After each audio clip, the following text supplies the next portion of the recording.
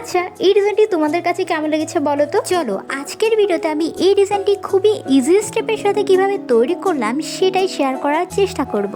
আশা করি এই ডিজাইনটি তোমাদের কাছেও বেশ ভালোই লাগবে। তো আর বেশি বকবক না করে চলো দেখে আসি এই ডিজাইনটি আমি কিভাবে তৈরি করলাম। প্রথমেই আমি যতটুকু জায়গায় ডিজাইনটি করতে চাচ্ছি ততটুকু জায়গা মেজারমেন্ট করে ভাগ করে নিচ্ছি। এখানে কিন্তু আমি দুই সাইডে চারটা চারটা করে লাইন ড্র করে নিয়েছি। তোমরা চাইলে এই স্টেপটি ফলো করতে পারো।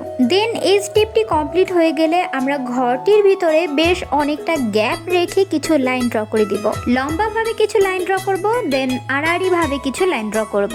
এই স্টেপটি কিছুটা বক্স টাইপের হবে। এই ধরনের নতুন নতুন ভিডিও পেতে অবশ্যই কিন্তু আমার চ্যানেলটিকে সাবস্ক্রাইব করতে একদম ভুলবে না। আর যদি এই ভিডিওটি ফেসবুক পেজ কিংবা অন্যান্য প্ল্যাটফর্ম থেকে দেখে থাকো তাহলে অবশ্যই ফলো মি। তো এরপরে হচ্ছে কি আমরা এক একটা বক্সের ভিতরে এভাবে করে পাতা শেপ দিয়ে কিছু ফ্লাওয়ার্স এঁকে নিচ্ছি। এই স্টেপটি একটু ভালোভাবে মনোযোগ সহকারে দেখার চেষ্টা করো, কারণ মনোযোগ সহকারে যদি না দেখো তাহলে কিন্তু তোমাদের ডিজাইনগুলো ভালো নাও হতে পারে আর স্টেপটা ঘেটেও যেতে পারে, মানে নষ্ট হয়ে যেতে পারে। আমার সর্বোচ্চ দিয়ে চেষ্টা করেছি যে এই ডিজাইনটি আমি কিভাবে তৈরি করেছি সেটা এক্সপ্লেন করার।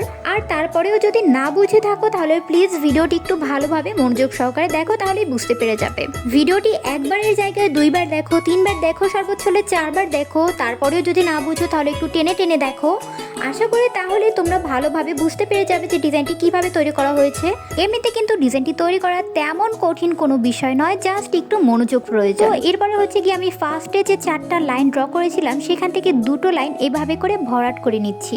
এরপরে হচ্ছে কি আমরা ঘরের ভিতরে যেই ফুলগুলো তৈরি করেছি ওই ফুলগুলো বাদ দিয়ে যে বাকি সাদা অংশগুলো রয়েছে, ফাঁকা অংশগুলো, ওগুলো ভরাট করে দিচ্ছি। তো দেখতে দেখতে ডিজাইনটি কিন্তু আমরা কমপ্লিট করেই ফেলেছি। এবার কমেন্টে জানাও যে ডিজাইনটি কেমন হয়েছে।